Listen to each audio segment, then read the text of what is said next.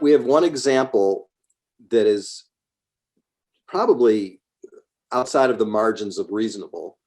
We had a building where the rent was probably a $4 rent, and the tenant moved in and on his own spent $1.5 million to do improvements to the building, which really improved the building.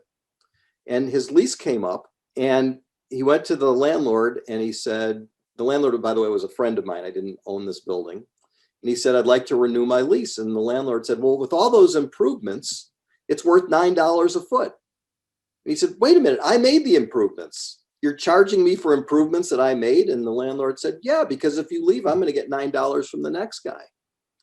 So they actually paid $9 a foot for a building that arguably should have been about $5 at that time. So it's hard to know unless you know the exact specifics, which is why it's so important to know everything about our market, because each situation is different. And there are factors that go into what the rent is that are not obvious to anybody looking at it